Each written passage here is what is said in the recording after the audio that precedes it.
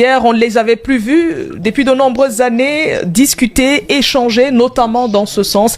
Bello et Tiroma, hier à Yaoundé, ont discuté. Est-ce qu'on peut avoir les raisons justement de cette rencontre? Qu'est-ce qu'ils se sont dit?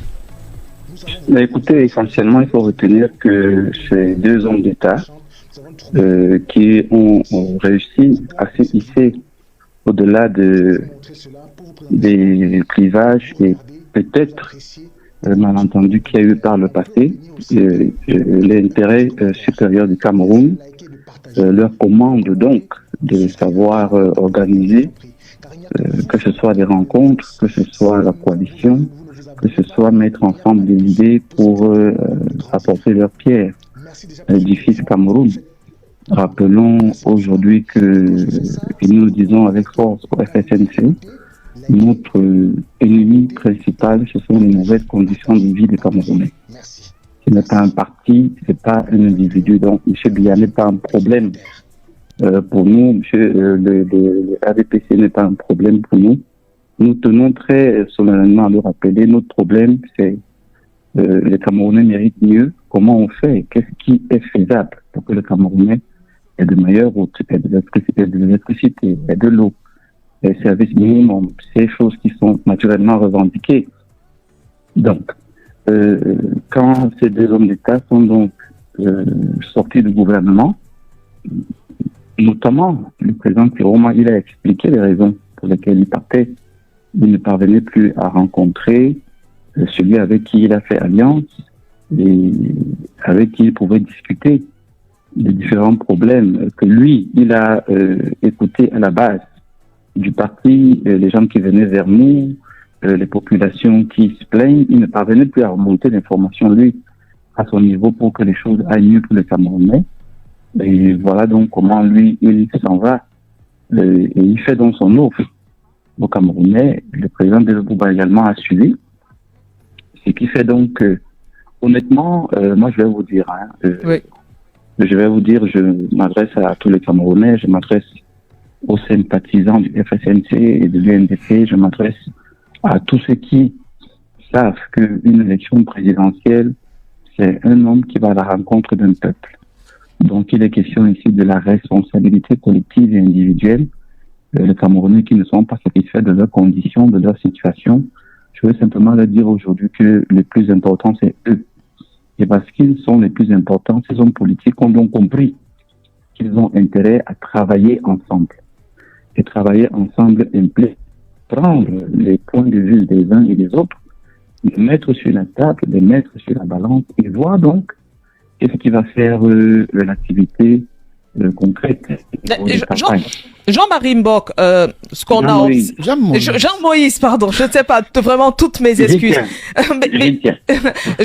Jean-Moïse Mbok, un constat est clair, bref, un constat a été fait par nos auditeurs et téléspectateurs, c'est que c'est le ministre d'État Bello Bouba Maïgari qui va rencontrer le ministre Tiroma. Ce n'est pas l'inverse. Donc, ce n'est pas Tiroma qui va vers Bello. Ouais. C'est Bello qui se déplace pour le domicile de Tiroma. Comment analysez-vous, vous, au FSNC, que ce soit Bello qui fasse le pas vers Tiroma? Mais écoutez, en d'autres circonstances, on se serait réjoui que ce soit lui qui vienne vers nous. Mais comme je vous ai dit, nos préoccupations sont ailleurs. Donc aujourd'hui, se mettre ensemble est plus important que savoir qui va vers l'autre.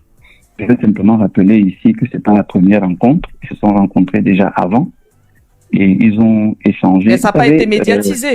Pas du tout. Hein. Non, mais écoutez, justement, c'est très important de le dire. Quand le président Tiroma décide de quitter ses fonctions, vous avez suivi ce qui s'est passé entre ces cadres qu'on a enlevés, à qui on a attribué des partis politiques, comme par hasard, en 24 heures et en 78 heures, on s'est quand même rendu compte que ça ne servait pas à grand-chose, médiatiser tout ce que nous ferons désormais parce que ça va être certainement suivi et torpillé. Je peux vous rassurer que tous ces candidats se sont déjà rencontrés sur plusieurs plateformes, ont échangé sur plusieurs sujets.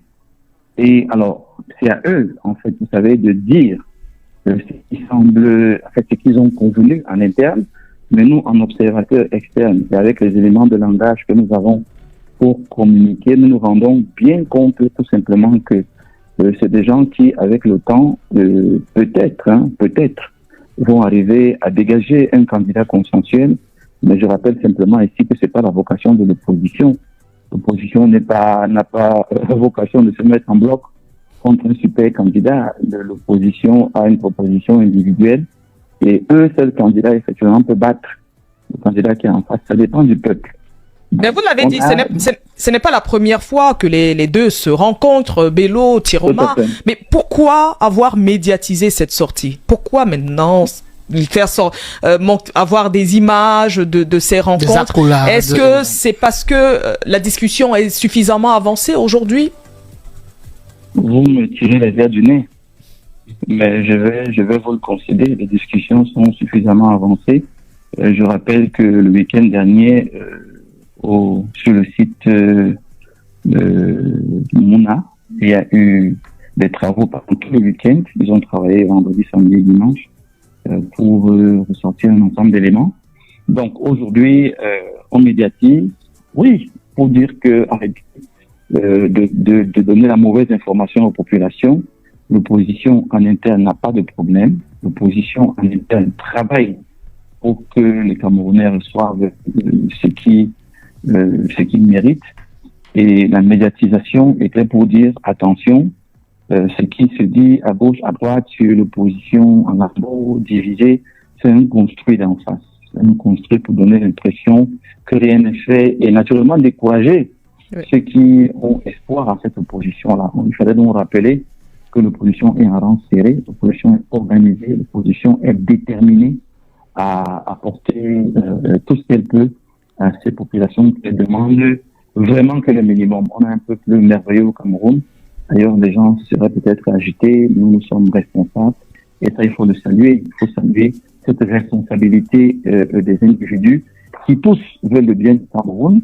Et pourquoi pas les hommes politiques. Donc voilà le message. Voilà ce qu'il faut retenir. Les travaux sont suffisamment avancés et on ne va pas se laisser distraire ni à gauche ni à droite. Emmanuel Coco a une préoccupation. Pour davantage situer nos auditeurs dans tout ce qui se fait et pour ne pas les perdre, on a eu du côté de Fumban du côté de Fumban, la fumée blanche qui allait sortir pour dégager ce candidat consensuel. Malheureusement, ça n'a pas été le cas. Et aujourd'hui, les deux personnalités ont démissionné du gouvernement. On les présente comme les soutiens de poids du régime en place dans le Grand Nord. Ils se sont rencontrés. Ça augure beaucoup d'espoir. Est-ce que finalement, on aura ce candidat consensuel entre guillemets du Grand Nord qui pourrait être l'adversaire farouche face au redoutable candidat du RDPC? Tout en gardant les réserves, on a choisi de ne pas faire dans la langue de bois. C'est pour ça que je vous dis que la vocation de l'opposition, c'est pas le candidat consensuel. Il faut d'abord le dire. Donc, c'est une possibilité, mais c'est pas la panacée. C'est une possibilité, mais c'est pas la panacée. Alors, on a deux cas de figure. S'il y a un candidat consensuel qui se dégage, tout le monde le sait, le Grand Nord, c'est le principal vivier électoral. C'est là qu'on a le plus grand nombre d'électeurs. Donc, notre mission sera maintenant de rentrer dans le Cameroun profond dans sa globalité et pouvoir convaincre les autres. Alors, si c'est acquis au Grand Nord avec cette fusion, cette entente ou pas, et que le reste des Camerounais suivent, ce sera merveilleux. Donc, comprenez déjà la fusion des deux grands alliés du Grand Nord, dans ce sens qu'ils sont séparés, voire en place. Pour la première chose à noter. Les deux sont effectivement séparés parce que les intérims des deux sont déjà connus. Donc, ils sont définitivement sortis du gouvernement et sont résolument engagés dans ce processus-là. À Fumban, quand vous avez lu la déclaration, et c'était un état des lieux. Qu'est-ce que les Camerounais disent, qu'est-ce que les Camerounais souhaitent, qu'est-ce que les Camerounais pensent et comment ça peut se passer. Et dans cet état des lieux, un des éléments qui est ressorti était la coalition, justement, parce que il y avait un peu cette embarras où on se disait, mais est-ce qu'on peut affronter la machine en face? Est-ce qu'on peut? Donc, tous ces sujets ont été mis sur la table et il y en a qui estimaient que le parti en face peut être affronté par même un seul candidat en 92 pour faire un score. Bello Bouba a fait un score. Et imaginez un peu si un seul candidat peut réunir les deux scores, ça bat le système en place. Le tout pour nous est d'amener les populations à comprendre que les véritables acteurs qui élisent un chef d'État, c'est eux, c'est vous et moi. Quand on vient dans la direction locale, c'est un autre débat, mais là, principalement, c'est vous et moi. Donc, je ne voudrais pas que l'idée de la coalition soit semée dans les esprits des auditeurs qui nous suivent aujourd'hui comme la seule option de l'opposition. Non, c'est une des options qui est posée sur la table. Donc, si le 12, on se retrouve dans un cas de figure où il n'y a pas forcément de coalition, mais il y a des ententes, il y a des alliances, et il y a des consignes de vote, par exemple, et on rêve, on se dit, imaginez le trio Tiroma, Bello, Tamto, c'est formidable, on rêve à quelque chose comme ça, parce qu'il y a une révolution qui doit se mettre en place. En face, on a un régime qui est très structuré, qui est très élaboré, qui est très étendu, donc il faut être sérieux quand on va affronter un excellent candidat comme le ADPC. Donc l'opposition ne s'assied pas, surtout ne pas les pouces. Franchement, oui. C'est un gros sujet de réflexion, c'est un grand sujet de préoccupation même, et nous faisons tout pour que cette fois, on ne rate pas le virage. Donc on a trop communiqué par le passé sur les coalitions, sur les échanges et tout, et puis après, à force de trop communiquer, si les résultats ne sont pas ce qu'on a dit, vous, tout de suite, vous semblez pas sérieux. C'est ça qu'on ne veut pas diffuser cette année. On mesure dans notre communication, on choisit ce qu'on dit et ce qu'on ne dit pas. Parce qu'il faut bien que les populations comprennent que nous sommes sérieux. Alors, maintenant que vous avez regardé, vous avez écouté, vous avez suivi, vous avez liké et vous avez partagé, merci de l'avoir fait, car nous comptons toujours sur vous. Nous sommes arrivés à la fin de la vidéo, mais nous comptons toujours sur vous. Donnez vos commentaires, dites ce que vous pensez. Si vous avez une critique à faire, faites-le. Nous recommandons ces commentaires, nous répondons à tous vos commentaires et nous acceptons toutes les critiques.